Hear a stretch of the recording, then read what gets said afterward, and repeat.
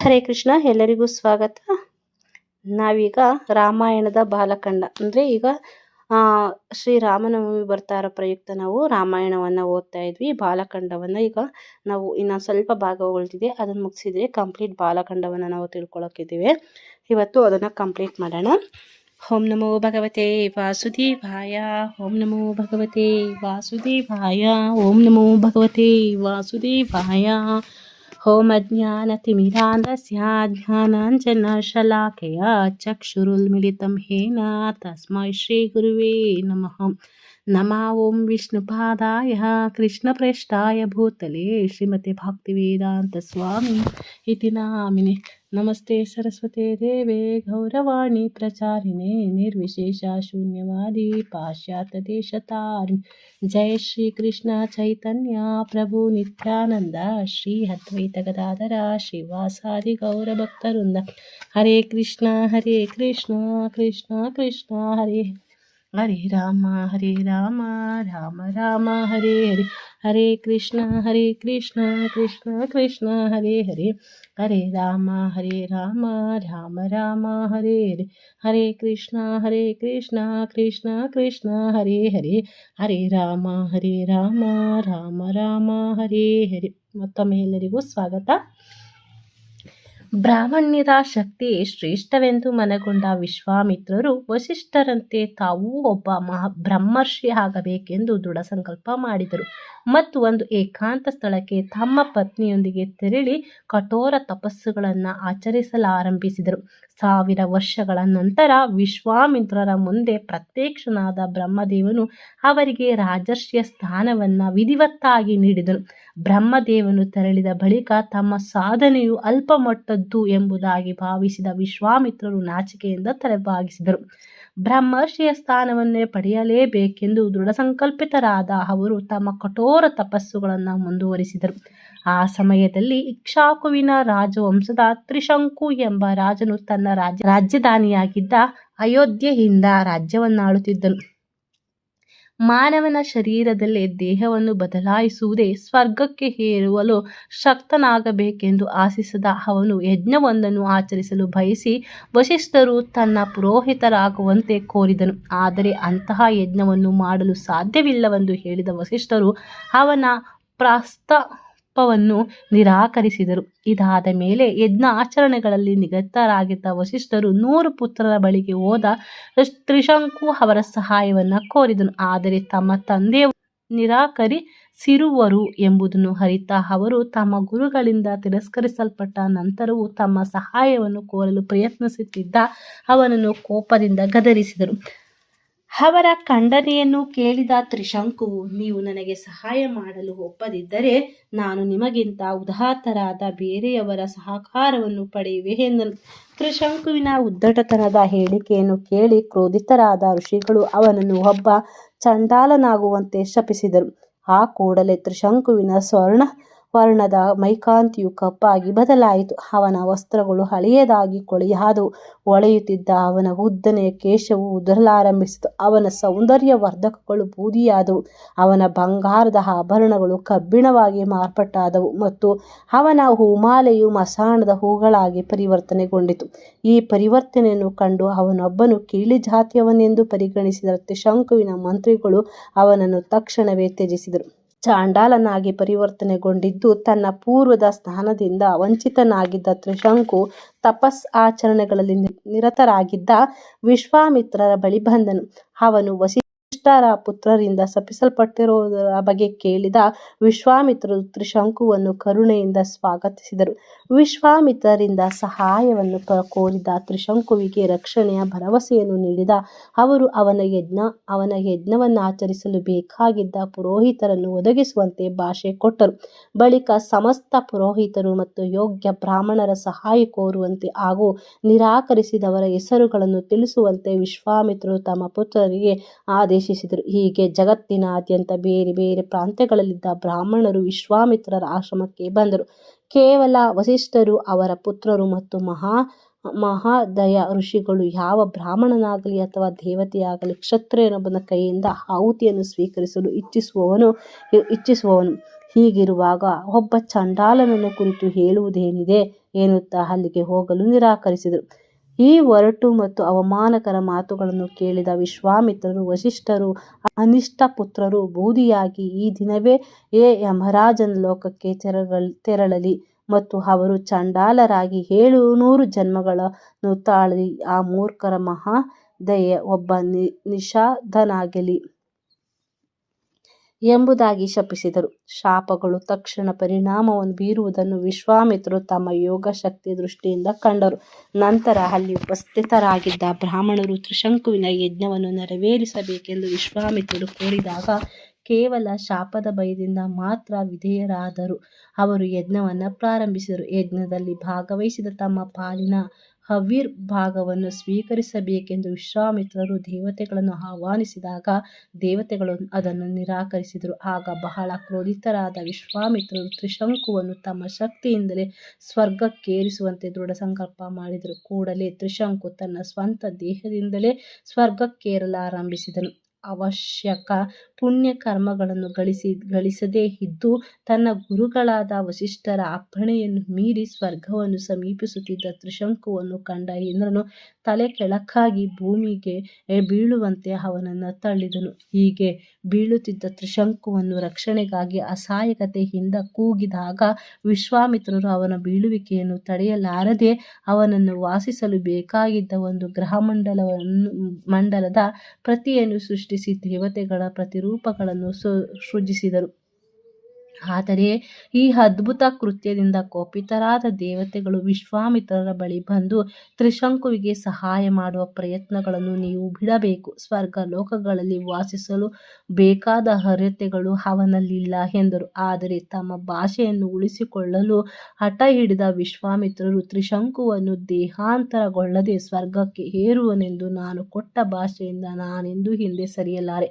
ಆದುದರಿಂದ ನಾನು ಹೊಸದಾಗಿ ಸೃಷ್ಟಿಸಿದ ಸ್ವರ್ಗವು ಸ್ವೀಕೃತವಾಗಲಿ ಮತ್ತು ಬ್ರಹ್ಮಾಂಡದ ಅವಧಿಯವರೆಗೆ ಅದು ಉಳಿಯುವಂತಾಗಲಿ ಎಂಬುದಾಗಿ ಘೋಷಿಸಿದರು. ದೇವತೆಗಳು ಇದಕ್ಕೆ ಒಪ್ಪಿಕೊಂಡಾಗ ತ್ರಿಶಂಕುವು ಆಕಾಶದಲ್ಲಿ ತಲೆಕೆಳಕಾಗಿ ಉಳಿದನು. ವಿಶ್ವಾಮಿತ್ರರ ಕೃಪೆಯಿಂದಾಗಿ ನಕ್ಷತ್ರಗಳ ಮಧ್ಯದಲ್ಲಿ ಮಿನುಗುತ್ತಿರುವ ಅವನ ಸ್ವರ್ಗೀಯ ಸುಖವನ್ನು ಇಂದಿಗೂ ಅನುಭವಿಸುತ್ತಿರುವನು. ಇದಾದ ನಂತರ ವಸಿಷ್ಠರಂತೆ ಬ್ರಹ್ಮರ್ಷಿ ಆಗಬೇಕೆಂದು ದೃಢ ಸಂಕಲ್ಪಿತರಾದ ವಿಶ್ವಾಮಿತ್ರರು ತಪಸ್ಸನ್ನು ಮಾಡಲು ಮರಳಿದರು.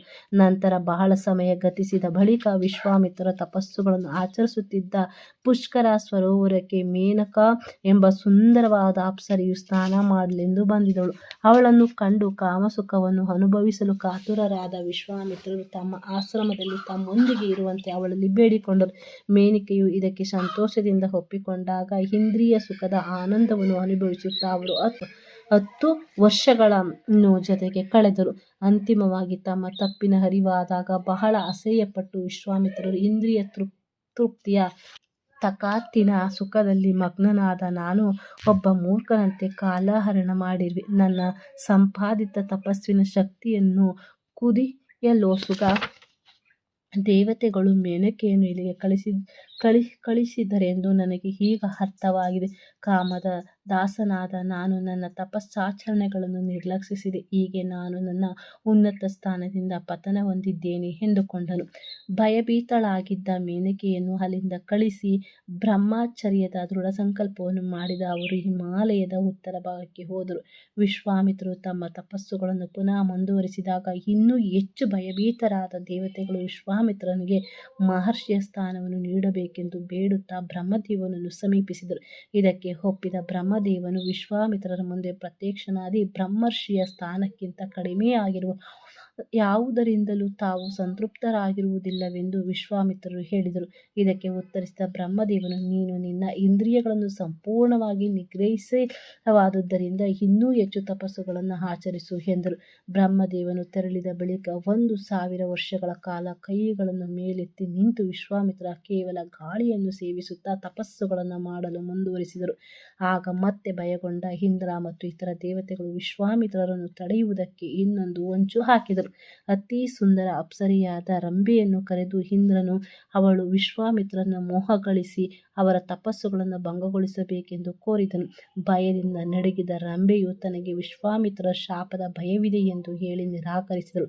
ಆದರೆ ಅವಳಿಗೆ ಭರವಸೆ ನೀಡಿದ ಇಂದ್ರನು, ಪ್ರಿಯ ತರುಣಿಯೇ, ದಯವಿಟ್ಟು ಭಯಪಡದಿರು. ನೀನು ಖಂಡಿತವಾಗಿ ಯಶಸ್ವಿಯಾಗುವೆ. ಇದು ವಸಂತ ಋತುವಾಗಿದ್ದು ಕಾಮದೇವನು ನಿನ್ನ ಜೊತೆಗೆ ಬರುವನು. ನಾನು ಕೂಡ ಒಂದು ಮಧುರವಾಗಿ ಹಾಡುವ ಕೋಗಿಲೆಯ ಮಾರುವೇಷದಲ್ಲಿ ಅಲ್ಲಿಗೆ ಬರುವೆನು. ಚಿಂತಿಸದಿರು. ನಿನ್ನ ಸೌಂದರ್ಯವು ತಡೆಯಲಾರದಷ್ಟು ಆಕರ್ಷಕವಾಗಿರುವುದರಿಂದ ವಿಶ್ವಾಮಿತ್ರನು ನಿನ್ನ ಕೈಗೊಂಬೆಯಾಗುವರು ಎಂದನು.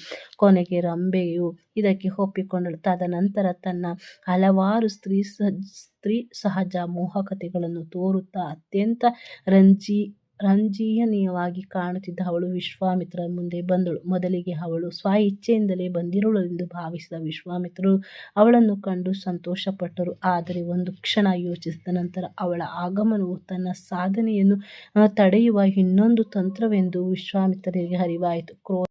ಕ್ರೋಧದಿಂದ ಉರಿದ ವಿಶ್ವಾಮಿತ್ರರು, ಮೂರ್ಖ ಸ್ತ್ರೀಯೇ, ನನ್ನ ಇಂದ್ರಿಯಗಳನ್ನು ನಿಗ್ರಹಿಸುವ ಉದ್ದೇಶದಿಂದ ನಾನು ತಪಸ್ಸು ಮಾಡುತ್ತಿರುವುದು ನಿನಗೆ ತಿಳಿದಿದ್ದರೂ ನನ್ನನ್ನು ಭ್ರಷ್ಟಗೊಳಿಸಲು ಪ್ರಯತ್ನಿಸಿರುವ ಧೈರ್ಯವನ್ನು ನೀನು ಮಾಡಿರುವೆ. ಇದಕ್ಕಾಗಿ 10,000 ವರ್ಷಗಳ ಕಾಲ ಅಥವಾ ವಸಿಷ್ಠ ಋಷಿಗಳು ನಿನ್ನನ್ನು ಮುಕ್ತಳನ್ನಾಗಿಸುವವರೆಗೆ ನೀನು ಒಂದು ಶಿಲಾಮೂರ್ತಿಯಾಗಿ ನಿಲ್ಲಬೇಕು ಎಂಬುದಾಗಿ ಶಪಿಸಿದರು. ಇಂದ್ರ ಮತ್ತು ಕಾಮದೇವಿ ಭಯಗೊಂಡು ಓಡುತ್ತಿದ್ದಂತೆಯೇ ರಂಭೆಯು ಶಿಲೆಯಾಗಿ ಪರಿವರ್ತಿತಳಾದಳು. ಆದರೆ ಅಪ್ಸರೆಯನ್ನು ಶಪಿಸಿ ಅನಿಯಂತ್ರಿತ ಕ್ರೋಧಕ್ಕೆ ಬಲಿಯಾಗಿ ತಮ್ಮ ಸಂಪಾದಿತ ತಪಸ್ವಿ ಶಕ್ತಿಯನ್ನು ಕ್ಷೀಣಗೊಳಿಸಿಕೊಂಡಿರುವುದನ್ನು ಅರಿತ ವಿಶ್ವಾಮಿತ್ರರು ಬೇಸರಗೊಂಡರು. ಆಗ ಇನ್ನೆಂದೂ ಸಿಟ್ಟಾಗುವುದಿಲ್ಲವೆಂಬ ಶಪಥ ಮಾಡಿದ ಅವರು, ಬ್ರಹ್ಮರ್ಷಿಯ ಸ್ಥಾನವನ್ನು ಪಡೆಯುವವರೆಗೂ ನಾನು ಉಸಿರಾಡುವುದಿಲ್ಲ, ಒಂದು ಶಬ್ದವನ್ನು ಉಚ್ಚರಿಸುವುದಿಲ್ಲ ಮತ್ತು ಒಂದು ತುತ್ತು ಆಹಾರವನ್ನು ಸ್ವೀಕರಿಸುವುದಿಲ್ಲ ಅಥವಾ ನೀರನ್ನು ಕುಡಿಯುವುದಿಲ್ಲ ಎಂದರು. ಬಳಿಕ ಅವರು ತಮ್ಮ ತಪಸ್ಸುಗಳನ್ನು ಮುಂದುವರಿಸಿದರು. 1000 ವರ್ಷಗಳ ಕಾಲ ಉಪವಾಸ ಮಾಡಿದ ನಂತರ ಅವರು ಸ್ವಲ್ಪ ಆಹಾರವನ್ನು ಸ್ವೀಕರಿಸಲು ನಿರ್ಧರಿಸಿದರು. ಅವರ ಮೊದಲನೆಯ ತುತ್ತನ್ನು ಸೇವಿಸುವ ಮುನ್ನ ಒಬ್ಬ ಬ್ರಾಹ್ಮಣ ವೇಷದಲ್ಲಿ ಅವರೆದುರಿಗೆ ಬಂದ ಇಂದ್ರನು ಆ ಆಹಾರವನ್ನು ಭಿಕ್ಷೆಯಾಗಿ ಬೇಡಿದನು. ಯಾವುದೇ ಪರಿತಾಪ ಅಥವಾ ಕೋಪವಿಲ್ಲದೆ ತಾವು ಸ್ವೀಕರಿಸಬೇಕೆಂದು ಏರ್ಪಾಟು ಮಾಡಲಾಗಿದ್ದ ಆಹಾರವನ್ನೆಲ್ಲ ಬ್ರಾಹ್ಮಣನಿಗೆ ವಿನಮ್ರತೆಯಿಂದ ನೀಡಿದ ವಿಶ್ವಾಮಿತ್ರರು ಮತ್ತೊಂದು 1000 ವರ್ಷಗಳ ಕಾಲ ತಪಸ್ಸುಗಳನ್ನು ಆಚರಿಸಲು ಮರಳಿದರು. ವಿಶ್ವಾಮಿತ್ರರ ಶಕ್ತಿಯುತವಾದ ತಪಸ್ಸುಗಳು ಇಡೀ ಬ್ರಹ್ಮಾಂಡದ ತಾಪವನ್ನು ಹೆಚ್ಚಲಾರಂಭಿಸಿದವು. ಅವರ ಶಿರದಿಂದ ಹೊಗೆಯು ಹೊರಹೊಮ್ಮಲಾರಂಭಿಸಿತು. ಅತ್ಯಂತ ಪೀಡಿತರಾದ ದೇವತೆಗಳು ವಿಶ್ವಾಮಿತ್ರರನ್ನು ಸಂತೈಸುವಂತೆ ಬ್ರಹ್ಮದೇವನಲ್ಲಿ ಕೇಳಿಕೊಂಡಾಗ ವಿಶ್ವಾಮಿತ್ರರ ಬಳಿ ಹೋದ ಬ್ರಹ್ಮದೇವನು ಅವರು ತಪಸ್ಸನ್ನು ನಿಲ್ಲಿಸುವಂತೆ ಮನವೊಲಿಸುವ ಉದ್ದೇಶದಿಂದ ಮಾತ್ರ ಅವರಿಗೆ ಬ್ರಹ್ಮರ್ಷಿ ಸ್ಥಾನವನ್ನು ನೀಡಿದನು. ವಿಶ್ವಾಮಿತ್ರರು ಬಹಳ ಸಂತೃಪ್ತರಾದರು. ಕೇವಲ ನೀನು ನನಗೆ ಬ್ರಹ್ಮರ್ಷಿಯ ಪದವಿಯನ್ನು ನೀಡಿದರೆ ಸಾಲದು. ಇತರ ಬ್ರಹ್ಮರ್ಷಿಗಳು, ವಿಶೇಷವಾಗಿ ವಸಿಷ್ಠರು, ನನ್ನನ್ನು ಒಬ್ಬ ಬ್ರಹ್ಮರ್ಷಿ ಎಂದು ಗುರುತಿಸಲು ಒಪ್ಪಿಕೊಳ್ಳಬೇಕು ಎಂಬುದಾಗಿ ಅನುಗ್ರಹಿಸಿದರು. ಹೀಗೆ ದೇವತೆಗಳ ಕೋರಿಕೆಯ ಮೇರೆಗೆ ವಿಶ್ವಾಮಿತ್ರರ ಬಳಿ ಹೋದ ವಸಿಷ್ಠರು ಅವರನ್ನು ಬ್ರಹ್ಮರ್ಷಿ ಎಂದು ಗುರುತಿಸಲು ಒಪ್ಪಿಕೊಂಡರು. ಆಗ ವಿಶ್ವಾಮಿತ್ರರು ವಸಿಷ್ಠರಿಗೆ ಅತ್ಯಂತ ಗೌರವವನ್ನು ನೀಡಿದರು. ದೀರ್ಘಕಾಲದ ತಮ್ಮ ವೈರತ್ವವನ್ನು ಸ್ವಲ್ಪ ಸಮಯದಲ್ಲಿ ಮರೆತ ಅವರಿಬ್ಬರು ಒಳ್ಳೆಯ ಮಿತ್ರರಾದರು. ಮರುದಿನ ಮುಂಜಾನೆ ವಿಶ್ವಾಮಿತ್ರರನ್ನು ರಾಮ ಮತ್ತು ಲಕ್ಷ್ಮಣರು ಕರೆಸಿದ ಜನಕ ಮಹಾರಾಜನು ಅವರನ್ನು ಆದರದಿಂದ ಅಭಿನಂದಿಸಿದರು. ಶ್ರೇಷ್ಠ ವ್ಯಕ್ತಿಗಳು ಯಾವುದೇ ಗಂಭೀರ ಉದ್ದೇಶವಿಲ್ಲದೆ ಎಲ್ಲಿಯೂ ಹೋಗುವವರಲ್ಲವೆಂದು ನನಗೆ ತಿಳಿದಿದೆ. ಆದ್ದರಿಂದ ನಾನು ನಿಮಗೇನು ಸೇವೆ ಮಾಡಬಹುದೆಂದು ದಯವಿಟ್ಟು ತಿಳಿಸಿ ಎಂದನು. ವಿಶ್ವಾಮಿತ್ರರು ಮುಗುಳ್ನಗುತ್ತಾ ಉತ್ತರಿಸಲು, ನೀನು ಬಹಳ ಸಮಯದಿಂದ ಇಟ್ಟುಕೊಂಡು ಪೂಜಿಸುತ್ತಿದ್ದ ಅದ್ಭುತವಾದ ಬಿಲ್ಲನ್ನು ನೋಡಲು ಕಾತುರರಾಗಿ ರಾಮ ಲಕ್ಷ್ಮಣರು ಇಲ್ಲಿಗೆ ಬಂದಿರುವರು. ಆಗ ಮಹಾರಾಜ ಜನಕನು ಹಿಂದಿನ ಯುಗದಲ್ಲಿ ತನ್ನ ಮಾವನಾದ ದಕ್ಷನ ಯಜ್ಞವನ್ನು ಭಂಗಗೊಳಿಸಲು ಭಗವಾನ್ ಶಿವನು ಈ ಬಿಲ್ಲನ್ನು ಉಪಯೋಗಿಸಿದನು. ತನಗೆ ಸೇರಬೇಕಾಗಿದ್ದ ಯಜ್ಞದ ಹವಿಸ್ಸು ನಿರಾಕರಿಸಲ್ಪಟ್ಟಿರುವುದನ್ನು ತಿಳಿದು ಕೋಪಿತರಾದ ಶಿವನು ಈ ಬಿಲ್ಲನ್ನು ಧರಿಸಿ ದೇವತೆಗಳನ್ನು ನಾಶ ಮಾಡುವ ಬೆದರಿಕೆ ಹಾಕಿದನು. ಎಚ್ಚರಗೊಂಡ ದೇವತೆಗಳು ಭಗವಾನ್ ಶಿವನನ್ನು ಸಂತೈಸುವಲ್ಲಿ ಯಶಸ್ವಿಯಾದಾಗ ಶಿವನು ಈ ಬಿಲ್ಲನ್ನು ಅವರಿಗೆ ನೀಡಿದನು. ನಂತರ ದೇವತೆಗಳು ಈ ಬಿಲ್ಲನ್ನು ನನ್ನ ಪೂರ್ವಜರಾದ ಮಹಾರಾಜ ನಿಮಿಯ ಪುತ್ರರಾದ ದೇವರಥ ರಿಗೆ ಒಪ್ಪಿಸಿದರು ಎಂಬುದಾಗಿ ವಿವರಿಸಿದನು. ಭಗವಾನ್ ಶಿವನು ಬಿಲ್ಲಿನ ಇತಿಹಾಸವನ್ನು ವಿವರಿಸಿದ ನಂತರ ಮಹಾರಾಜ ಜನಕನು ಇನ್ನೊಂದು ಕುತೂಹಲಕರವಾದ ಕಥೆಯನ್ನು ಹೇಳಿದನು.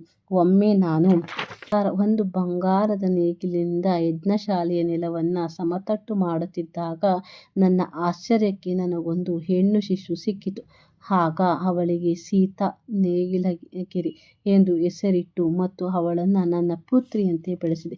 ಸೀತೆಯು ಬೆಳೆದು ದೊಡ್ಡವಳಾಗಿ ಪ್ರೌಢಾವಸ್ಥೆ ತಲುಪಿದಾಗ ವಿವಾಹದಲ್ಲಿ ಅವಳ ಕಾರ್ಯಗ್ರಹಣ ಮಾಡಬೇಕೆಂದು ಬಯಸಿದ ಅನೇಕ ಯೋಗ್ಯ ರಾಜಕುಮಾರರು ನನ್ನಲ್ಲಿಗೆ ಬಂದರು. ನನ್ನ ಪುತ್ರಿಯು ಅಸಾಮಾನ್ಯಳಾಗಿದ್ದುದರಿಂದ ಅವಳನ್ನು ವರಿಸುವವನಲ್ಲಿ ಶ್ರೇಷ್ಠ ಸಾಮರ್ಥ್ಯಗಳಿರಬೇಕೆಂದು ನಾನು ಆ ರಾಜಕುಮಾರರಿಗೆ ಸ್ಪಷ್ಟಪಡಿಸಿದೆ. ಈಗ ನಾನು ಭಗವಾನ್ ಶಿವನ ಬಿಲ್ಲು ಅವರ ಮುಂದಿಟ್ಟು ಅದರ ಸಂಜೀವಿನಿಯನ್ನು ಬಗೆಯುವಂತೆ ಅವರಲ್ಲಿ ಕೋರಿದೆ. ಆ ಬಿಲ್ಲನ್ನು ಬಾಗಿಸುವ ಅಥವಾ ಅದಕ್ಕೆ ಸಂಜೀವಿನಿ ಬಗೆಯುವ ಮಾತಂತಿರಲಿ. ಯಾರಿಂದಲೂ ಅದನ್ನು ಎತ್ತಲು ಅಥವಾ ಹಿಡಿಯಲು ಕೂಡ ಸಾಧ್ಯವಾಗಲಿಲ್ಲ. ಅವಮಾನಿತರಾಗಿ ಅಲ್ಲಿಂದ ಹೋದ ರಾಜಕುಮಾರರೆಲ್ಲರೂ ನಂತರ ಒಟ್ಟುಗೂಡಿ ಮಿಥಿಲೆಯ ಮೇಲೆ ಆಕ್ರಮಣ ಮಾಡಿದರು. 12 ತಿಂಗಳುಗಳ ಕಾಲ ಒಂದು ಭೀಕರ ಯುದ್ಧ ನಡೆಯಿತು. ಕೊನೆಗೆ ನನ್ನ ಸೈನ್ಯವು ದುರ್ಬಲವಾದಾಗ ನಾನು ದೇವತೆಗಳ ಸಹಾಯ ಕೋರಿದೆ. ಪೆದೋರಿ ಅನಿಮಿಷರು ದೇವತೆಗಳು ಸೈನ್ಯವೊಂದನ್ನು ಕಳುಹಿಸಿದರು. ಆ ಭೀಷಣ ಸೈನ್ಯವನ್ನು ನೋಡಿದ ಒಡೆಯನೇ, ಭಯಗೊಂಡ ನನ್ನ ವೈರಿಗಳು ತಮ್ಮ ಕಾಲಿಗೆ ಬಿದ್ದು ಹೇಳಿದರು, ರಾಮ ಭಗವಾನ್ ಶಿವನ ಬಿಲ್ಲನ್ನು ನೋಡಲು ಉತ್ಸುಕರಾಗಿರುವುದರಿಂದ ನಾನು ಅದನ್ನು ಅವನ ಮುಂದೆ ತರುವೆ. ರಾಮ ಈ ಅದ್ಭುತವಾದ ಬಿಲ್ಲಿಗೆ ಸಂಜೀವಿನಿಯನ್ನು ಬಗೆದರೆ ನಾನು ನನ್ನ ಸುಂದರ ಪುತ್ರಿಯಾದ ಸೀತೆಯನ್ನು ಅವನಿಗೆ ಸಂತೋಷದಿಂದ ವಿವಾಹದಲ್ಲಿ ನೀಡುವೆ ಎಂಬುದಾಗಿ ಜನಕ ಹೇಳಿದನು. ಸ್ವಲ್ಪ ಸಮಯದಲ್ಲಿ 8 ಗಾಲಿಗಳುಳ್ಳ ರಥದ ಮೇಲಿರುವ ಒಂದು ದೊಡ್ಡ ಮಂಜೂಷದಲ್ಲಿದ್ದ ಆ ಮಹಾಬಿಲ್ಲನ್ನು 500 ಬಲಿಷ್ಠ ಪುರುಷರು ಎಳೆದು ತಂದರು. ಸಾವಿರಾರು ಜನರು ವೀಕ್ಷಿಸಲು ಸೇರಿದಂತೆ ವಿಶ್ವಾಮಿತ್ರರು ರಾಮನಿಗೆ ಆ ಪೆಟ್ಟಿಗೆಯನ್ನು ತರಲು ಆಹ್ವಾನಿಸಿದರು. ರಾಮನು ಆ ಬಿಲ್ಲಿನ ಮುಚ್ಚಿಕೆಯಿಂದ ದಿಟ್ಟಿಸುತ್ತಿದ್ದಂತೆ ಮಹಾರಾಜ ಜನಕನು ಶ್ರೇಷ್ಠ ದೇವತೆಗಳು, ದಾನವರು, ರಾಕ್ಷಸರು, ಯಕ್ಷರು, ಗಂಧರ್ವರು ಮತ್ತು ನಾಗರು ಕೂಡ ಆ ಬಲಿಷ್ಠನ ಬಿಲ್ಲನ್ನು ಬಾಗಿಸುವುದರಲ್ಲಿ ವಿಫಲರಾಗಿದ್ದಾರೆ. ಹೀಗಿರುವಾಗ ಒಬ್ಬ ಸಾಮಾನ್ಯ ಮನುಷ್ಯನು ಸಂಜೀವಿನಿಯನ್ನು ಬಾಗಿಸುವುದರಲ್ಲಿ ಹೇಗೆ ಯಶಸ್ವಿಯಾಗಬಲ್ಲನು ಎಂಬುದಾಗಿ ಎಚ್ಚರಿಸಿದನು. ಆದಾಗ್ಯೂ ಆ ಬೃಹತ್ ಜನಸಮೂಹದ ಉಪಸ್ಥಿತಿಯಲ್ಲಿ ತನ್ನ ಎಡಗೈಯನ್ನು ಕ್ರೀಡಾತ್ಮಕವಾಗಿ ಬಿಲ್ಲಿನ ಮಧ್ಯಭಾಗದ ಮೇಲಿಟ್ಟ ರಾಮನು ಆ ಬಿಲ್ಲನ್ನು ಪೆಟ್ಟಿಗೆಯಿಂದ ನಿರಾಯಾಸವಾಗಿ ಹೊರತೆಗೆದು ಅದನ್ನು ಎತ್ತಿಹಿಡಿದನು. ಮತ್ತೆ ತಕ್ಷಣವೇ ಅದಕ್ಕೆ ಸಂಜೀವಿನಿಯನ್ನು ಬಗೆದು ಮರೆಯಾದನೆಂದು ಕಬ್ಬಿಣ ಜಲ್ಲೆಯನ್ನು ಮುರಿಯುವಂತೆ ಆ ಬಿಲ್ಲನ್ನು ಬಲವಾಗಿ ಬಾಗಿಸುತ್ತಾ ಅದನ್ನು ಮುರಿದನು. ಇದರಿಂದ ಗುಡುಗಿನಂತಹ ಸೀಳುವ ಶಬ್ದವು ಪರ್ವತವೊಂದು ಸಿಡಿದಂತೆ ವಿಶ್ವಾಮಿತ್ರ, ಜನಕ ಹಾಗೂ ರಾಮ ಲಕ್ಷ್ಮಣರನ್ನು ಹೊರತುಪಡಿಸಿ ಎಲ್ಲರೂ ಕುಸಿದು ನೆಲಕ್ಕೆ ಬೀಳುವಂತೆ ಮಾಡಿತು. ಆಗ ಬಹಳ ಸಂತೋಷಗೊಂಡ ಮಹಾರಾಜ ಜನಕನು ದಶರಥ ಮಹಾರಾಜನನ್ನು ರಾಮ ಸೀತೆಯರ ವಿವಾಹಕ್ಕೆ ಆಹ್ವಾನಿಸಲೋಸುಗ ವಾರ್ತಾವಾಹಕರನ್ನು ಕಳುಹಿಸಬೇಕೆಂದು ವಿಶ್ವಾಮಿತ್ರರಲ್ಲಿ ಕೋರಿದನು. 3 ದಿನಗಳ ನಂತರ ದಶರಥ ಮಹಾರಾಜನ ಆಸ್ಥಾನವನ್ನು ತಲುಪಿದ ವಾರ್ತಾವಾಹಕರು ರಾಮನ ಶಿವಧನುಸ್ಸನ್ನು ಮುರಿದು ಸೀತೆಯನ್ನು ವೀರ್ಯಶೂಲ್ಯವಾಗಿ ಗೆದ್ದ ಅದ್ಭುತ ಘಟನೆಯನ್ನು ನಿರೂಪಿಸಿದರು. ಇದನ್ನು ಕೇಳಿದ ದಶರಥ ಮಹಾರಾಜನಿಗೆ ಪರಮಾನಂದವಾಯಿತು. ನಂತರ ವಸಿಷ್ಠ ಮತ್ತು ವಾಮದೇವರ ಸಲಹೆ ಪಡೆದ ದಶರಥ ಮಹಾರಾಜನು ಮಿಥಿಲೆಗೆ ಮರುದಿನವೇ ಹೊರಡಲು ನಿರ್ಧರಿಸಿದನು. ಮರುದಿನ ಪ್ರಾತಃಕಾಲದಲ್ಲಿ ತನ್ನ ರಾಜಪುರೋಹಿತರನ್ನು ಮುಂದಿಟ್ಟುಕೊಂಡು ದಶರಥ ಮಹಾರಾಜ ಅಪಾರ ಸಂಪತ್ತನ್ನು ತೆಗೆದುಕೊಂಡು ತನ್ನ ಸೇನೆಯೊಂದಿಗೆ ಹೊರಟನು.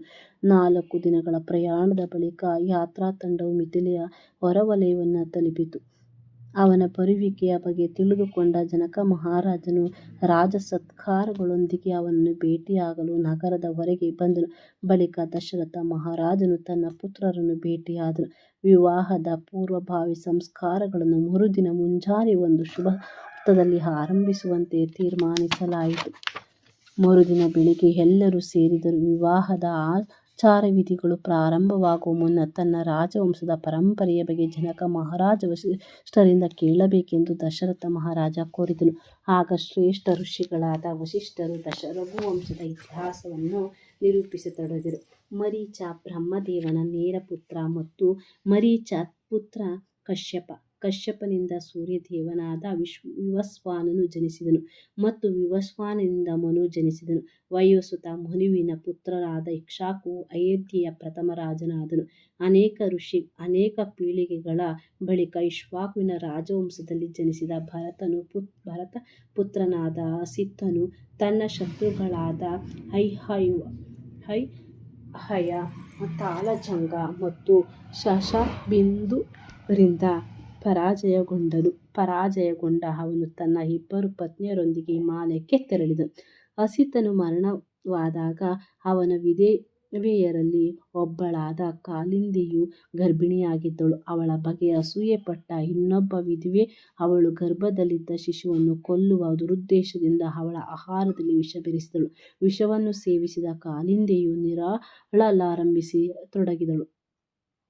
ಅಷ್ಟರಲ್ಲಿ ಅಲ್ಲಿಗೆ ಬಂದ ಚ್ಯವನ ಮಹರ್ಷಿಗಳನ್ನು ಕಂಡ ಅವಳು ತನ್ನ ಶಿಶುವಿನ ಜೀವಿತವಾಗಿ ಉಳಿಸುವಂತೆ ಬೇಡಿಕೊಂಡಳು. ವಿಸರ್ಜಿತವಾಗುವ ವಿಷದೊಂದಿಗೆ ಒಬ್ಬ ಪುತ್ರನು ಜನಿಸುವನೆಂದು ಋಷಿಗಳು ಅವಳಿಗೆ ಭರವಸೆ ನೀಡಿದರು. ಈ ಅಸಾಧಾರಣ ಪರಿಸ್ಥಿತಿಗಳ ಕಾರಣದಿಂದಾಗಿ ಕಾಲಿಂದಿಯ ಪುತ್ರನಿಗೆ ಸಾಗರ ವಿಷದೊಂದಿಗೆ ಹುಟ್ಟಿದನು ಎಂದು ಹೆಸರಿಡಲಾಯಿತು.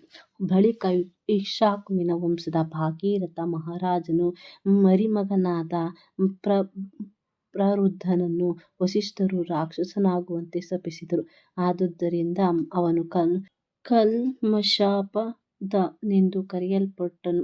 ಇಕ್ಷ್ವಾಕುವಿನ ವಂಶದಲ್ಲಿ ಅಂಬರೀಷ, ನಹುಷ, ಯಯಾತಿ, ನಭಗ ಮತ್ತು ದಶರಥ ಮಹಾರಾಜನ ತಂದೆಯಾದ ಅಜನಂತಹ ಅನೇಕ ಶ್ರೇಷ್ಠ ರಾಜರಿದ್ದರು. ಇವರು ಮತ್ತು ಬೇರೆಯ ಇನ್ನಿತರ ಇತಿಹಾಸಗಳನ್ನು ಹೇಳಿದ ಬಳಿಕ ತನ್ನ ಇಬ್ಬರು ಪುತ್ರಿಯರಾದ ಸೀತೆ ಹಾಗೂ ಊರ್ಮಿಳೆಯನ್ನು ರಾಮ ಲಕ್ಷ್ಮಣರಿಗೆ ಕನ್ಯಾದಾನ ಮಾಡಬೇಕೆಂದು ವಸಿಷ್ಠರು ಜನಕ ಮಹಾರಾಜನಲ್ಲಿ ವಿದ್ಯುಕ್ತವಾಗಿ ಕೋರಿದರು. ನಂತರ ತನ್ನ ರಾಜವಂಶಾವಳಿಯನ್ನು ವರ್ಣಿಸಿದ ಜನಕ ಮಹಾರಾಜನು ಮಹಾರಾಜ ನೇಮಿಯಿಂದ ಪ್ರಾರಂಭಿಸಿ ತನ್ನ ತಂದೆಯವರಾದ ಅಶ್ವರೋಮರಲ್ಲಿ ಮುಕ್ತಾಯಗೊಳಿಸಿದನು. ನಂತರ ತನ್ನ ಪುತ್ರಿಯರನ್ನು ದಶರಥ ಮಹಾರಾಜನ ಪುತ್ರರಿಗೆ ನೀಡುವ ಪವಿತ್ರ ಒಪ್ಪಂದವನ್ನು ಜನಕ ಮಹಾರಾಜನು ಸಂತೋಷದಿಂದ ಸಂಪೂರ್ಣಗೊಳಿಸಿದನು. ಮೊದಲಿಗೆ ರಾಮ ಮತ್ತು ಲಕ್ಷ್ಮಣರ ಸಮಾವರ್ತನೆಯ ಗುರುಕುಲದಿಂದ ಮರಳಿ ಮನೆಗೆ ಬರುವ ವಿದ್ಯಾರ್ಥಿರ ಶಿರದ ಹಾಗೂ ಕಂಕುಳಿನ ಕೇಶಮಂಡನ ಸಂಸ್ಕಾರವನ್ನು ಮಾಡಬೇಕೆಂದು ಜನಕನು ದಶರಥನಲ್ಲಿ ವಿನಂತಿಸಿದನು. ನಂತರ 3 ದಿನಗಳ ಬಳಿಕ ಬರುವ ಶುಭ ಮುಹೂರ್ತವೊಂದರಲ್ಲಿ ಯಜ್ಞವನ್ನು ಪ್ರಾರಂಭಿಸುವಂತೆ ನಿಶ್ಚಯಿಸಲಾಯಿತು. ಜನಕ ಮಹಾರಾಜನು ತಮ್ಮನಾದ ಕುಶಧ್ವಜನ ಇಬ್ಬರು ಪುತ್ರಿಯರನ್ನು ಭರತ ಹಾಗೂ ಶತ್ರುಘ್ನರಿಗೆ ಕೊಡುವಂತೆ ವಸಿಷ್ಠರು ವಿನಂತಿಸಿದಾಗ ಜನಕ ಅದಕ್ಕೆ ಸಮ್ಮತಿಸಿದನು. ಬಳಿಕ ತನ್ನ ಪುತ್ರನ ಪರವಾಗಿ ದಶರಥ ಮಹಾರಾಜ 1,00,000 ಹಸುಗಳನ್ನು ಬ್ರಾಹ್ಮಣನಿಗೆ ದಾನ ಮಾಡಿದನು. ತದನಂತರ ವಿವಾಹಕ್ಕಾಗಿ ನಿಗದಿತವಾಗಿದ್ದ ದಿನದ ವಿಜಯ ಎಂಬ ಮಂಗಳಕರ ಗಳಿಗೆಗೆ ಜನಕ ಮಹಾರಾಜನ ಬಳಿ ಬಂದ ವಸಿಷ್ಠರು, ಓ ರಾಜನೇ, ಕೋಸಲದ ರಾಜ ಮತ್ತು 4 ಪುತ್ರಿಯರನ್ನು ದಾನವಾಗಿ ನೀಡುವವನಾಗಿ ಹೊರಗಡೆ ಕಾಯುತ್ತಿದ್ದಾರೆ. ತಡವಿಲ್ಲದೆ ಶುಭಕರ ವಿವಾಹ ಯಜ್ಞವನ್ನು ಈಗಲೇ ಪ್ರಾರಂಭಿಸೋಣ ಎಂದರು. ನಂತರ ಶ್ರೀಗಂಧದ ಲೇಪನದಿಂದ, ಹೂಗಳಿಂದ, ಕುಂಡಗಳಲ್ಲಿರಿಸಿದ್ದ ಗಿಡಗಳಿಂದ, ಸುವಾಸಿತ ನೀರು ತುಂಬಿದ ಬಟ್ಟಲುಗಳಿಂದ, ಧಾನ್ಯಗಳಿಂದ, ಧೂಪ ಕಡ್ಡಿಗಳಿಂದ, ಅರಿಶಿಣದ ಬಟ್ಟಲುಗಳಿಂದ ಮತ್ತು ಇತರ ಮಂಗಳ ದ್ರವ್ಯಗಳಿಂದ ಅಲಂಕರಿಸಲ್ಪಟ್ಟಿದ್ದ ಪವಿತ್ರ ಪೀಠವನ್ನು ವಸಿಷ್ಠರು ಸಜ್ಜು ಮಾಡುತ್ತಿದ್ದಂತೆಯೇ ದಶರಥ ಮಹಾರಾಜನು ತನ್ನ ಪುತ್ರರನ್ನು ಯಜ್ಞಶಾಲೆಗೆ ಕರೆದುಕೊಂಡು ಬಂದನು. ನಂತರ ಎಲ್ಲವೂ ಸಜ್ಜಾಗಿದ್ದು ಬ್ರಾಹ್ಮಣರು ವೈದಿಕ ಮಂತ್ರಗಳನ್ನು ಉಚ್ಚರಿಸುತ್ತಿದ್ದಂತೆ ವಸಿಷ್ಠರು ಯಜ್ಞಾಗ್ನಿಯನ್ನು ಹೊತ್ತಿಸಿ ಆಹುತಿಗಳನ್ನು ಅರ್ಪಿಸಲಾರಂಭಿಸಿದರು. ಆಗ ಸರ್ವಾರಂಭಭೂಷಿತಳಾಗಿದ್ದ ಸೀತೆಯನ್ನು ಯಜ್ಞಶಾಲೆಗೆ ಕರೆತಂದ ಜನಕ ಮಹಾರಾಜನು ಅವಳನ್ನು ರಾಮನ ಎದುರಿಗೆ ಕುಳ್ಳಿರಿಸಿದನು. ಭಾವೋದ್ವೇಗಗೊಂಡಿದ್ದ ಜನಕನು, ಓ ಕುಕುಲಿನ ರಾಜಕುಮಾರನೇ, ಇವಳು ನನ್ನ ಪುತ್ರಿ ಸೀತೆ. ದಯವಿಟ್ಟು ಅವಳ ಕಾರಗ್ರಹಣ ಮಾಡಿ ಅವಳನ್ನು ನಿನ್ನ ಜೀವನದ ಸಹಭಾಗಿಯಾಗಿ ಸ್ವೀಕರಿಸು. ಸಕಲ ಸದ್ಗುಣಗಳ ಆಗರಳಾಗಿರುವ ಇವಳು ನಿನ್ನ ಸ್ವಂತ ನೆರಳಿನಂತೆ ಸದಾ ನಿನಗಾಗಿ ಸಮರ್ಪಿತಳಾಗಿರುತ್ತಾಳೆ ಎಂದು ಗದ್ಗದಿತ ಧ್ವನಿಯಲ್ಲಿ ಹೇಳಿದನು. ನಂತರ ಗಂಧರ್ವರು ಹರ್ಷದಿಂದ ಹಾಡಿ ಅಪ್ಸರೆಯನ್ನು ನರ್ತಿಸುತ್ತಿದ್ದಾಗ ಸ್ವರ್ಗದಿಂದ ಪುಷ್ಪವೃಷ್ಟಿಯಾಯಿತು ಮತ್ತು ಸ್ವರ್ಗೀಯ ವಾದ್ಯಗಳು ಸುಮಧುರ ನಿನಾದವು ಕೇಳಿಬಂತು. ಆಗ ಲಕ್ಷ್ಮೀ ದೇವಿಯಾದ ಸೀತೆಯ ಕೈಯನ್ನು ದೇವೋತ್ತಮ ಪರಮಪುರುಷನಾದ ಭಗವಾನ್ ರಾಮನ ಕೈಯಲ್ಲಿ, ಊರ್ಮಿಳೆಯ ಕೈಯನ್ನು ಲಕ್ಷ್ಮಣನ ಕೈಯಲ್ಲಿ, ಮಾಂಡವಿಯ ಕೈಯನ್ನು ಭರತನ ಕೈಯಲ್ಲಿ ಮತ್ತು ಕೊನೆಗೆ ಶ್ರುತಕೀರ್ತಿಯ ಕೈಯನ್ನು ಶತ್ರುಘ್ನನ ಕೈಯಲ್ಲಿ ಇರಿಸಲಾಯಿತು. ನಂತರ 4 ಸೋದರರು ತಮ್ಮ ನವವಧುಗಳ ಕೈಯನ್ನು ಹಿಡಿದುಕೊಂಡು ಯಜ್ಞಕುಂಡಕ್ಕೆ 3 ಬಾರಿ ಪ್ರದಕ್ಷಿಣೆ ಬಂದರು. ಬಳಿಕ ಅವರು ಜನಕ ಮಹಾರಾಜನಿಗೆ ಹಾಗೂ ಶ್ರೇಷ್ಠ ಋಷಿಗಳಿಗೂ ಪ್ರದಕ್ಷಿಣೆ ಬಂದರು. ಸೀತೆಯನ್ನು ಪಡೆದ ನಂತರ ಸಕಲ ಸೌಂದರ್ಯ ಮತ್ತು ಸದ್ಗುಣಗಳ ಮೂರ್ತಿ ಸ್ವರೂಪನಾಗಿದ್ದ ರಾಮನು ಅಸೀಮಿತ ಸಂತೃಪ್ತಿಯನ್ನು ಹಾಗೂ ಆನಂದವನ್ನು ಅನುಭವಿಸಿದನು. ಅದೇ ರೀತಿಯಲ್ಲಿ ತನ್ನ ಪ್ರಾಣೇಶನಾಗಿದ್ದ ಹಾಗೂ ಸಜ್ಜನಿಕೆ, ಶೌರ್ಯದ, ಬುದ್ಧಿಯ ಮತ್ತು ಸೌಂದರ್ಯದ ಪ್ರತೀಕನಾಗಿದ್ದ ರಾಮನನ್ನು ಪಡೆದ ಸೀತೆಗೂ ಮಹಾ ಆನಂದವಾಯಿತು. ಸೀತೆ ಮತ್ತು ರಾಮರು ರೂಪ, ಸೌಂದರ್ಯ, ನಡತೆ, ಪ್ರಾಯ ಮತ್ತು ಸ್ವಭಾವದಂತಹ ದಿವ್ಯ ಗುಣಗಳಿಂದ ಸಮನಾಗಿ ಆಭೂಷಿತರಾಗಿದ್ದರು. ಪರಸ್ಪರ ಒಬ್ಬರಿಗೊಬ್ಬರು ಹೃದಯಗಳನ್ನು ಸಮರ್ಪಿಸಿದ ರಾಮ ಮತ್ತು ಸೀತೆಯರು ಲಕ್ಷ್ಮೀದೇವಿಯ ಸಂಗದಲ್ಲಿ ಭಗವಾನ್ ವಿಷ್ಣು ಶೋಭಿಸುವಂತೆ ಪ್ರಕಾಶಮಾನವಾಗಿ ಕಂಗೊಳಿಸಿದರು. ಇಂದಿಗೂ ಸಿರಿವಂತ ವಿವಾಹ ಉತ್ಸವವನ್ನು ಜಗತ್ತಿನಾದ್ಯಂತ ಆನಂದಿಸಲಾಗುತ್ತದೆ. ಒಬ್ಬ ಪುರುಷ ಮತ್ತು ಸ್ತ್ರೀ ಧಾರ್ಮಿಕ ವಿಧಿವಿಧಾನಗಳನ್ನು ಪಾಲಿಸಲು ಒಂದಾಗಿ ಯಶಸ್ವಿಯಾದ ವೈವಾಹಿಕ ಜೀವನವನ್ನು ಅನುಭವಿಸಬಹುದೆಂದು ಭಗವಂತನು ಸ್ವತಃ ತೋರಿದ್ದಾನೆ. ಪಶುಗಳ ಜೀವನಶೈಲಿಯು ಭಯ, ನೋವು ಮತ್ತು ಪುನರ್ಜನ್ಮಗಳ ಗುಣಲಕ್ಷಣಗಳಿಂದ ಕೂಡಿದ್ದರೆ, ಮನುಷ್ಯರು ಬೆಕ್ಕು ನಾಯಿಗಳಂತೆ ಕೇವಲ ಕಾಮ ಪ್ರಚೋದನೆಯಿಂದ ಸಂಭೋಗ ಮಾಡಬಾರದು. ಆದುದರಿಂದ ಪ್ರತಿಯೊಂದು ನಾಗರಿಕ ಸಮಾಜದಲ್ಲೂ ಧಾರ್ಮಿಕ ವಿಧಿಯನ್ನು ಅನುಸರಿಸುವ ವೈವಾಹಿಕ ಜೀವನಕ್ಕೆ ವ್ಯವಸ್ಥಿತವಾದ ಏರ್ಪಾಟುಗಳಿವೆ. ಇಂಥ ವ್ಯವಸ್ಥೆಯು ಶಾಂತಿಯನ್ನು ಮತ್ತು ಅತ್ಯುನ್ನತ ಸಮಾಜಗಳಲ್ಲಿ ಕೃಷ್ಣ ಪ್ರಜ್ಞೆಯ ಜೀವನವನ್ನು ತರುವತ್ತ ಉದ್ದೇಶಿತವಾಗಿರುತ್ತದೆ.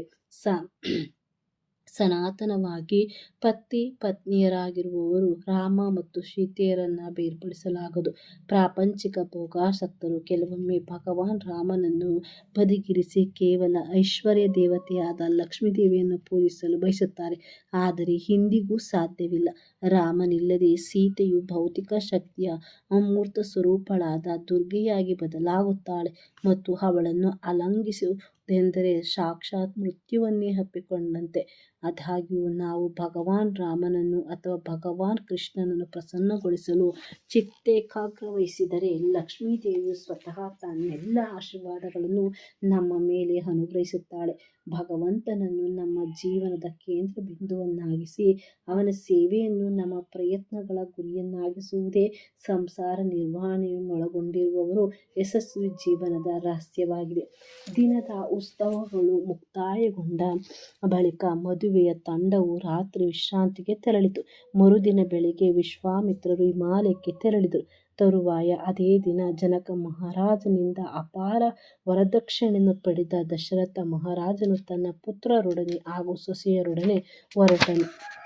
ಅಯೋಧ್ಯೆಗೆ ಮರಳಿ ಹೋಗುತ್ತಿದ್ದಾಗ ಭಯಭೀತರಾಗಿ ಅರಚುತ್ತಿದ್ದ ಹಲವಾರು ಪಕ್ಷಿಗಳು ಅಮಂಗಳಕರ ಅಪಶಕುನವನ್ನು ಮಹಾರಾಜ ದಶರಥನು ಗಮನಿಸಿದನು. ಅದೇ ಸಮಯದಲ್ಲಿ ಅವನ ಮಾರ್ಗವನ್ನು ಎಡದಿಂದ ಬಲಕ್ಕೆ ದಾಟಿದ ಜಿಂಕೆಗಳ ಶುಭಕರ ಶಕುನವು ಅವನನ್ನು ಕಂಡನು.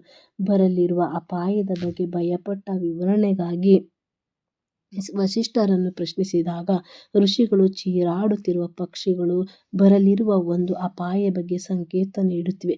ಹೀಗಿದ್ದರೂ ಜಿಂಕೆಗಳು ಎಡದಿಂದ ಬಲಗಡೆ ದಾಟಿರುವುದು ಈ ಬಗ್ಗೆ ಗಾಬರಿಯಾಗಬೇಕಿಲ್ಲವೆಂದು ಸಂಕೇತಿಸುತ್ತಿದೆ ಎಂದರು.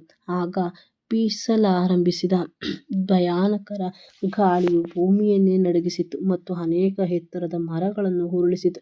ಮೇಲೆದ್ದ ಧೂಳು ಎಲ್ಲ ದಿಕ್ಕುಗಳಲ್ಲಿಯೂ ಎಲ್ಲವನ್ನೂ ಆವರಿಸಲಾರಂಭಿಸಿತು. ಅದೆಷ್ಟು ಕತ್ತಲೆಯಾಯಿತೆಂದರೆ ದಶರಥ ಮಹಾರಾಜನನ್ನು, ಅವನ ಪುತ್ರರು ವಸಿಷ್ಠರನ್ನು ಮತ್ತು ಇತರ ಋಷಿಗಳನ್ನು ಹೊರತುಪಡಿಸಿ ಬಹುತೇಕ ಎಲ್ಲರೂ ದಿಗ್ಭ್ರಾಂತರಾಗಿ ಗಾಬರಿಗೊಂಡರು. ದಿಢೀರನೆ ಜಟಾಧಾರಿಯಾಗಿದ್ದ ಪ್ರಸಿದ್ಧ ಮತ್ತು ಭೀಕರ ಯೋಧನಾಗಿದ್ದ ಪರಶುರಾಮನು ಪ್ರತ್ಯಕ್ಷನಾದನು. ತನ್ನ ಬಲಭುಜದ ಮೇಲೆ ಒಂದು ಕೊಡಲಿಯನ್ನು ಮತ್ತು ತನ್ನ ಎಡಭುಜದ ಮೇಲೆ ಒಂದು ಬಿಲ್ಲನ್ನು ಧರಿಸಿದ್ದ ಅವನು ಕೈಗಳಲ್ಲಿ ಶಕ್ತಿಶಾಲಿ ಬಾಣವೊಂದನ್ನು ಹಿಡಿದುಕೊಂಡಿದ್ದನು. ಈ ಪೂರ್ವದಲ್ಲಿ ಕ್ಷತ್ರಿಯ ಕುಲವನ್ನು 21 ಬಾರಿ ಸಂಹರಿಸಿದ ಪರಶುರಾಮನು ಕ್ರೋಧವನ್ನು ತೊರೆದು ಆಚರಣೆಗಳಲ್ಲಿ ನಿರತನಾಗಿ ಉಳಿಯುವಂತೆ ಪ್ರತಿಜ್ಞೆ ಮಾಡಿದನು. ಆದುದರಿಂದ ಅವನನ್ನು ಈ ಉಗ್ರ ರೂಪದಲ್ಲಿ ಕಂಡ ಋಷಿಗಳಿಗೆ ಆಶ್ಚರ್ಯವಾಯಿತು. ಮತ್ತೇಕೆ ಅವನು ಕ್ರೋಧಿತನಾಗಿರುವನೆಂದು ಋಷಿಗಳು ಆಲೋಚಿಸುತ್ತಿರುವಂತೆ ಭಗವಾನ್ ರಾಮನನ್ನು ಸಂಬೋಧಿಸಿದ ಜಮದಗ್ನಿ ಸೂತನು, ಭಗವಾನ್ ಶಿವನ ಬಿಲ್ಲನ್ನು ಮುರಿದು ನೀನು ಖಂಡಿತವಾಗಿ ಬಂದು ಒಂದು ವೀರ ಸಾಹಸ ಕಾರ್ಯವನ್ನು ಮಾಡಿರುವೆ. ಆದರೆ ನಾನು ಅದಕ್ಕಿಂತ ಶ್ರೇಷ್ಠವಾಗಿರುವ ಭಗವಾನ್ ವಿಷ್ಣುವಿನ ಬಿಲ್ಲನ್ನು ಧರಿಸಿರುವೆ. ನೀನು ನಿನ್ನನ್ನು ಒಬ್ಬ ಶ್ರೇಷ್ಠ ವೀರನೆಂದು ಭಾವಿಸುವುದಾದರೆ ಈ ಬಿಲ್ಲನ್ನು ತೆಗೆದುಕೊಂಡು ಅದಕ್ಕೆ ಸಂಜೀವಿನಿಯನ್ನು ಬಗೆದು ಬಾಣವೊಂದನ್ನು ಅಕರ್ಣಾಂತವಾಗಿ ಎಳೆಯುವಲ್ಲಿ ಸಫಲನಾದರೆ ನನ್ನೊಡನೆ ಯುದ್ಧ ಮಾಡಲು ನೀನು ಯೋಗ್ಯನೆಂದು ನಾನು ಪರಿಗಣಿಸುವೆ ಎಂದರು. ಪರಶುರಾಮನ ಸವಾಲನ್ನು ಕೇಳಿದ ದಶರಥ ಮಹಾರಾಜನು ತನ್ನ ಪ್ರೀತಿಯ ಪುತ್ರರನ್ನು ಕಳೆದುಕೊಳ್ಳುವ ಆತಂಕದಿಂದ ದುಃಖಪರವಶನಾದನು. ರಾಜನು ಗದ್ಗದಿತ ಧ್ವನಿಯಲ್ಲಿ ಬೇಡಿಕೊಂಡನು, ಓ ಶ್ರೇಷ್ಠ ಋಷಿ ಪರಶುರಾಮನೇ, ನಿನ್ನ ಆಕ್ರಮಣಕಾರಿ ಭಾವವನ್ನು ದಯವಿಟ್ಟು ತೊರೆಯಿರಿ.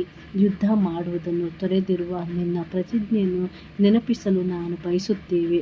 ಪೃಥ್ವಿಯು ಕಶ್ಯಪರಿಗೆ ಒಪ್ಪಿಸಿದ ಬಳಿಕ ನೀವು ತಪಸ್ಸುಗಳನ್ನು ಆಚರಿಸಲು ಮಹೇಂದ್ರ ಪರ್ವತಕ್ಕೆ ತೆರಳಿದಿರಿ. ಹೀಗಿದ್ದರೂ ದಶರಥನನ್ನು ನಿರ್ಲಕ್ಷಿಸಿದ ಪರಶುರಾಮನು ರಾಮನನ್ನು ಸಂಬೋಧಿಸುವುದನ್ನು ಮುಂದುವರಿಸಿದನು. ಭಗವಾನ್ ಶಿವನ ಮತ್ತು ಭಗವಾನ್ ವಿಷ್ಣುವಿನ ಬಿಲ್ಲುಗಳೆರಡೂ ವಿಶ್ವಕರ್ಮನಿಂದ ನಿರ್ಮಿಸಲ್ಪಟ್ಟಿವೆ. ಅವೆರಡರಲ್ಲಿ ಒಂದನ್ನು ತ್ರಿಪುರಾಸುರನ ಸಂಹಾರಕ್ಕಾಗಿ ಭಗವಾನ್ ಶಿವನಿಗೆ ಕೊಡಲಾಗಿತ್ತು. ಭಗವಾನ್ ಶಿವನು ಆ ಅಸುರನನ್ನು ಸಂಹರಿಸಿದ ಕೆಲ ದಿನಗಳ ಬಳಿಕ ಬ್ರಹ್ಮದೇವನನ್ನು ಸಮೀಪಿಸಿದ ದೇವತೆಗಳು, ಯಾರು ಅಧಿಕ ಶಕ್ತಿಶಾಲಿ, ಭಗವಾನ್ ಶಿವನು ಅಥವಾ ಭಗವಾನ್ ವಿಷ್ಣುನು ಎಂಬುದಾಗಿ ಕುತೂಹಲದಿಂದ ಪ್ರಶ್ನಿಸಿದರು. ಈ ಸಂದೇಶವನ್ನು ಪರಿಹರಿಸಲೋಸುಗ ಬ್ರಹ್ಮದೇವನು ಹರಿಹರೆಯದ ಮಧ್ಯ ಭಿನ್ನಾಭಿಪ್ರಾಯಗಳನ್ನು ಸೃಷ್ಟಿಸಿದನು. ಇದರ ಪರಿಣಾಮವಾಗಿ ಒಂದು ಭೀಷಣ ಕಳಾಗವು ಆರಂಭವಾಯಿತು. ಯುದ್ಧದಲ್ಲಿ ಭಗವಾನ್ ವಿಷ್ಣುವು ಶಿವನ ಬಿಲ್ಲಿನ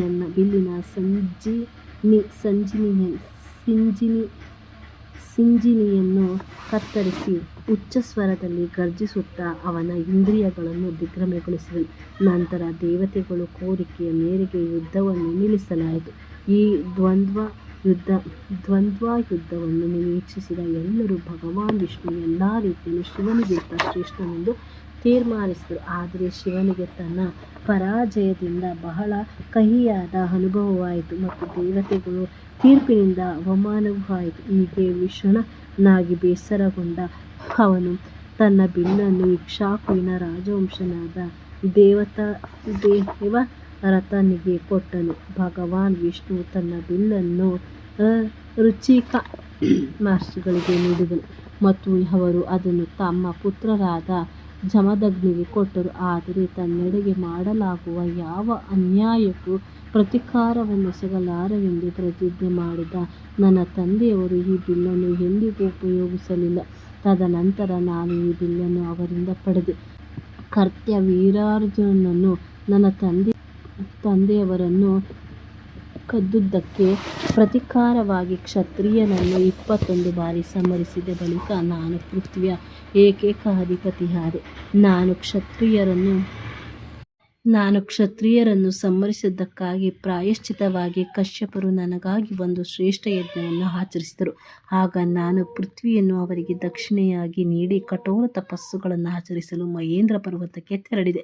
ಅಲ್ಲಿ ಕಠೋರವಾದ ತಪಸ್ಸುಗಳನ್ನು ಆಚರಿಸಿ ನಾನು ಅಪಾರ ಶಕ್ತಿಯನ್ನು ಪಡೆದೆ. ನೀನು ಶಿವಧನುಸ್ಸನ್ನು ಮುರಿದ ಸಮಾಚಾರವು ನನಗೆ ತಲುಪಿದಾಗ ಇಲ್ಲಿಗೆ ಬಂದು ನಿನಗೆ ಸವಾಲೊಡ್ಡಲು ನಾನು ನಿರ್ಬಂಧಿತನಾದೆ. ನೀನು ನನ್ನನ್ನು ಬಹು ಮಹಾವೀರನೆಂದು ಪರಿಗಣಿಸುವುದಾದರೆ ಈ ಬಿಲ್ಲನ್ನು ತೆಗೆದುಕೋ ಮತ್ತು ನನ್ನೊಡನೆ ಯುದ್ಧ ಮಾಡಲು ನೀನು ಸಮರ್ಥನೋ ಇಲ್ಲವೋ ಎಂಬುದನ್ನು ನಿರ್ಧರಿಸಿಕೋ ಯಾವುದೇ ಮಾತನಾಡದೆ ಪರಶುರಾಮನ ಕೈಗಳಿಂದ ಧನುಶರಗಳನ್ನು ಕಸಿದುಕೊಂಡು ರಾಮನು ಅವನ ಸವಾಲನ್ನು ಸ್ವೀಕರಿಸಿದನು. ಬಿಲ್ಲು ಮತ್ತು ಬಾಣಗಳನ್ನು ಕಸಿದುಕೊಳ್ಳುವ ಜೊತೆಗೆ ಪರಶುರಾಮನು ದೀರ್ಘಕಾಲ ಸಂಪಾದಿಸಿದ ತಪಸ್ವಿ ಶಕ್ತಿಯನ್ನು ರಾಮನು ಕಸಿದುಕೊಂಡನು. ನಂತರ ಆಶ್ಚರ್ಯಚಕಿತನಾಗಿ ನೋಡುತ್ತಿದ್ದ ಪರಶುರಾಮನ ಸಮ್ಮುಖದಲ್ಲಿ ಆ ಬಿಲ್ಲಿಗೆ ಸಿಂಜಿನಿಯನ್ನು ಅನಾಯಾಸವಾಗಿ ಬಗೆದ ರಾಮನು ಬಾಣವನ್ನು ಅಕರ್ಣಕವಾಗಿ ಎಳೆದು, ನೀನು ಬ್ರಾಹ್ಮಣನಾಗಿದ್ದು ವಿಶ್ವಾಮಿತ್ರರ ಸಂಬಂಧಿಯಾಗಿರುವುದರಿಂದ ನಾನು ನಿನ್ನನ್ನು ಕೊಲ್ಲುತ್ತಿಲ್ಲ. ಆದರೂ ಕೈಗೆತ್ತಿಕೊಂಡಿರುವ ಈ ಬಾಣ ವ್ಯರ್ಥವಾಗದಂತೆ ಹಾಗೂ ನಿನ್ನ ಸವಾಲು ಯಥೋಚಿತವಾಗಿ ಉತ್ತರಿಸಲಾಗುವಂತೆ ನಾನು ಇದನ್ನು ಉಪಯೋಗಿಸಿ ತಪಸ್ಸುಗಳ ಪ್ರತಿಫಲವಾಗಿ ನೀನು ಗಳಿಸಿರುವ ಸ್ವರ್ಗಪ್ರಾಪ್ತಿಯನ್ನು ನಾಶ ಮಾಡುವೆ ಎಂಬುದಾಗಿ ಘೋಷಿಸಿದನು. ರಾಮನು ಈ ಬಾಣವನ್ನು ಪ್ರಯೋಗಿಸುವುದನ್ನು ವೀಕ್ಷಿಸಲೆಂದು ದೇವತೆಗಳು ಮತ್ತು ಸ್ವರ್ಗಲೋಕದ ಋಷಿಗಳು ಆಕಾಶದಲ್ಲಿ ನೆರೆದರು. ಈಗಾಗಲೇ ರಾಮನಿಂದ ನಿಷ್ಕ್ರಿಯಗೊಂಡಿದ್ದ ಪರಶುರಾಮನಿಗೆ ಅವನನ್ನು ತೆರೆದ ಕಣ್ಣುಗಳಿಂದ ದಿಟ್ಟಿಸಿ ನೋಡುವ ಹೊರತು ಬೇರೇನೂ ಮಾಡಲಾಗಲಿಲ್ಲ. ಅಂತಿಮವಾಗಿ ರಾಮನ ಬಾಣವನ್ನು ಅಕರ್ಣಕವಾಗಿ ಎಳೆದು ನಿಂತಾಗ ಪರಶುರಾಮನು ಸೋತಿದ್ದ ಧ್ವನಿಯಲ್ಲಿ ಪೃಥ್ವಿಯನ್ನು ಕಶ್ಯಪನಿಗೆ ದಾನವಾಗಿ ನೀಡಿದಾಗ ನಾನು ಇಲ್ಲಿ ಮತ್ತೆ ವಾಸ ಮಾಡಬಾರದೆಂದು ಅವರು ಆದೇಶವಿತ್ತಿದ್ದರು. ಆ ಕಾರಣ ರಾತ್ರಿಯಾಗುವ ಮುನ್ನ ನಾನಿಲ್ಲಿಂದ ಹೊರಡಬೇಕು. ಸ್ವರ್ಗದ ಪ್ರವೇಶಾಧಿಕಾರವನ್ನು ನೀನು ನನ್ನಿಂದ ಕಸಿದುಕೊಂಡಿರುವುದರಿಂದ ಮಹೇಂದ್ರ ಪರ್ವತಕ್ಕೆ ಮರಳಿ ತಪಸ್ಸಾಚರಣೆಗಳನ್ನು ಮುಂದುವರಿಸಲು ನಾನು ನಿನ್ನಿಂದ ಅನುಮತಿಯನ್ನು ಕೋರುತ್ತಿದ್ದೇನೆ. ಓ ರಾಮ, ನೀನು ಸಾಕ್ಷಾತ್ ಭಗವಾನ್ ವಿಷ್ಣುವೇ ಎಂದು ನನಗೀಗ ಅರ್ಥವಾಗುತ್ತಿದೆ. ಆದ್ದರಿಂದ ನಿನ್ನಿಂದ ಪರಾಜಯಗೊಂಡಿರುವುದಕ್ಕೆ ನನಗೆ ಯಾವ ಅವಮಾನವೂ ಇಲ್ಲ ಎಂದನು. ಪರಶುರಾಮನ ಪ್ರಾರ್ಥನೆಯನ್ನು ಮೌನವಾಗಿ ಸ್ವೀಕರಿಸಿದ ರಾಮನು ಆ ಪ್ರಬಲವಾದ ಬಾಣವನ್ನು ಪ್ರಯೋಗಿಸಿ ಜಮದಗ್ನಿಸೂತನ ಸ್ವರ್ಗಾರೋಹಣದ ಅರ್ಹತೆಯನ್ನು ನಾಶಗೊಳಿಸಿದನು. ತದನಂತರ ಪರಶುರಾಮನು ಮಹೇಂದ್ರ ಪರ್ವತಕ್ಕೆ ತೆರಳಿದಾಗ ಆ ಪೂರ್ವದಲ್ಲಿ ಸೃಷ್ಟಿಯಾಗಿದ್ದ ಕತ್ತಲು ಸಂಪೂರ್ಣವಾಗಿ ಚೆದರಿತು. ಆಗ ಆಕಾಶದಲ್ಲಿದ್ದ ದೇವತೆಗಳು ಭಗವಾನ್ ರಾಮರನ್ನು ಉತ್ಸಾಹದಿಂದ ಕೊಂಡಾಡಿದರು ಮತ್ತು ಸುಗಂಧಿತ ಹೂಗಳ ಮಳೆ ಸುರಿಸಿದರು. ಭಗವಾನ್ ರಾಮನು ಭಗವಾನ್ ವಿಷ್ಣುವಿನ ಆ ಬಿಲ್ಲನ್ನು ವರುಣದೇವನಿಗೆ ನೀಡಿದ ನಂತರ ಯಾತ್ರಾ ತಂಡವು ಪ್ರಯಾಣವನ್ನು ಮುಂದುವರಿಸಿತು. ಮನೆಗೆ ಮರಳಿದ ಸೋದರರು ತಮ್ಮ ಪತ್ನಿಯರೊಂದಿಗೆ ಸುಖಜೀವನ ನಡೆಸಲಾರಂಭಿಸಿದರು. ಸ್ವಲ್ಪ ಸಮಯದ ನಂತರ ಕೇಕಯನ ಪುತ್ರನಾದ ಹಾಗೂ ಭರತ ಮತ್ತು ಶತ್ರುಘ್ನರ ಸೋದರಮಾವನಾದ ರಾಜ ಯುಧಾಜಿತ್ತುವು ಅಯೋಧ್ಯೆಗೆ ಬಂದು ತನ್ನ ಸೋದರಿಯರ ಪುತ್ರರು ತನ್ನೊಂದಿಗೆ ಬರುವಂತೆ ಆಹ್ವಾನಿಸಿದನು. ತನ್ನಿಬ್ಬರ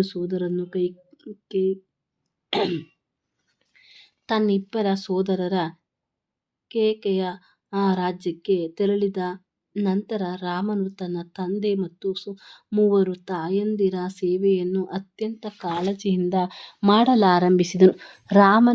ರಾಮನು ರಾಜ್ಯದ ಆಡಳಿತದ ಕರ್ತವ್ಯಗಳನ್ನು ಅದೆಷ್ಟು ಪ್ರಾಮಾಣಿಕತೆಯಿಂದ ಮತ್ತು ಜಾಗರೂಕತೆಯಿಂದ ನಿರ್ವಹಿಸತೊಡಗಿದನೆಂದರೆ ಎಲ್ಲ ಪ್ರಜೆಗಳು ಅವನನ್ನು ಪ್ರೀತಿಸಲಾರಂಭಿಸಿದರು. ಸೀತೆ ಮತ್ತು ರಾಮನ ಸ್ವಾಭಾವಿಕ ಪರಸ್ಪರ ಬಾಂಧವ್ಯವು ದಿನದಿಂದ ದಿನಕ್ಕೆ ವೃದ್ಧಿಯಾಯಿತು. ಪರಸ್ಪರ ಸೌಂದರ್ಯ ಹಾಗೂ ಸದ್ಗುಣಗಳು ನಿರ್ಬಂಧಿತರಾಗಿದ್ದ ಅವರು ಒಬ್ಬರಿಗೊಬ್ಬರು ಸಂಪೂರ್ಣವಾಗಿ ಸಮರ್ಪಿತರಾದರು. ವಾಸ್ತವವಾಗಿ ಸೀತೆಯು ಐಶ್ವರ್ಯ ದೇವತೆ ಆದ ಲಕ್ಷ್ಮಿ ಆಗಿದ್ದು ಸೌಂದರ್ಯದ ಮೂರ್ತ ಸ್ವರೂಪಳಾಗಿದ್ದಳು. ಸೀತೆಯು ರಾಮನ ಹೃದಯದ ಅಂತರಾಳದಲ್ಲಿರುವ ಎಲ್ಲವನ್ನು ತನ್ನ ಮನಸ್ಸಿನಲ್ಲಿ ಸ್ಪಷ್ಟವಾಗಿ ಓದಬಲ್ಲವಳಾಗಿದ್ದಳು. ಸದಾ ತನ್ನ ಪತ್ನಿಯನ್ನು ಪ್ರಸನ್ನಗೊಳಿಸಲು ದೃಢಸಂಕಲ್ಪಿತಳಾಗಿದ್ದು ಸೀತೆಯು ಹೆಣ್ತನದ ಸೌಮ್ಯತೆಯ ಹಾಗೂ ಸತಿತ್ವದ ಪ್ರತೀಕವಾಗಿದ್ದು ಭಗವಾನ್ ರಾಮನ ಹೃದಯವನ್ನು ಅಲ್ಪ ಸಮಯದಲ್ಲಿ ಅಧೀನಪಡಿಸಿಕೊಂಡಳು. ವಾಂಛಾಕಲ್ಪತರುಭ್ಯಶ್ಚ ಕೃಪಾ ಸಿಂಧುಭ್ಯ ಏವ ಚ ಪತಿತಾನಾಂ ಪಾವನೇಭ್ಯೋ ವೈಷ್ಣವೇಭ್ಯೋ ನಮೋ ನಮಃ. ಹರೇ ಕೃಷ್ಣ ಕೃಷ್ಣ ಕೃಷ್ಣ ಹರೇ ಹರೇ, ಹರೇ ರಾಮ ರಾಮ ರಾಮ ಹರೇ ಹರೇ, ಹರೇ ಕೃಷ್ಣ ಕೃಷ್ಣ ಕೃಷ್ಣ ಹರೇ ಹರೇ, ಹರೇ ರಾಮ ರಾಮ ರಾಮ ಹರೇ ಹರೇ, ಹರೇ ಕೃಷ್ಣ ಕೃಷ್ಣ ಕೃಷ್ಣ ಹರೇ ಹರೇ, ಹರೇ ರಾಮ ರಾಮ ರಾಮ ಹರೇ ಹರೇ. ಇಲ್ಲಿಗೆ ಎಲ್ಲರಿಗೂ ಧನ್ಯವಾದಗಳು. ಇಲ್ಲಿಗೆ ಬಾಲಕಾಂಡ ಒಂದು ಕಾಂಡವನ್ನು ನಾವು ಸಂಪೂರ್ಣವಾಗಿ ಓದಿ ಮುಗಿಸಿದ್ದೀವಿ. ನೆಕ್ಸ್ಟ್ ವಿಡಿಯೋಗಳಲ್ಲಿ ನಾವು ಅಯೋಧ್ಯ ಕಾಂಡ ಅಂದರೆ ಈಗ ರಾಮನ ಜೀವನ ಚರಿತ್ರೆಯನ್ನು ನಾವು ನೋಡಿದ್ವಿ. ಈಗ ರಾಮನಿಗೆ ಮದುವೆ ಎಲ್ಲ ಆಗ್ತು, ಆ ರಾಜ್ಯವನ್ನೆಲ್ಲ ಅವ್ರು ತುಂಬ ಚೆನ್ನಾಗಿ ನೋಡ್ಕೊತಾ ಇದ್ದಾರೆ. ಮತ್ತು ಸೀತಾದೇವಿ ರಾಮ ಇಬ್ಬರಿಗೂ ಪರಸ್ಪರ ಒಬ್ರನ್ನೊಬ್ಬರು ಅರ್ಥ ಮಾಡಿಕೊಂಡು ಜೀವನವನ್ನು ತುಂಬ ಸುಂದರವಾಗಿ ನಡೆಸ್ತಾ ಇದ್ದಾರೆ. ಇನ್ನು ಅಯೋಧ್ಯ ಕಾಂಡದಲ್ಲಿ ಏನಾಗುತ್ತೆ, ಅವರ ಮುಂದಿನ ಜೀವನ ಹೇಗಿರುತ್ತೆ ಅನ್ನೋದನ್ನು ನಾವು ಅಲ್ಲಿ ತಿಳ್ಕೊಳ್ಳೋಕ್ಕೆ ಇದ್ದೀವಿ. ಎಲ್ಲರಿಗೂ ಮತ್ತೊಮ್ಮೆ ಧನ್ಯವಾದಗಳು.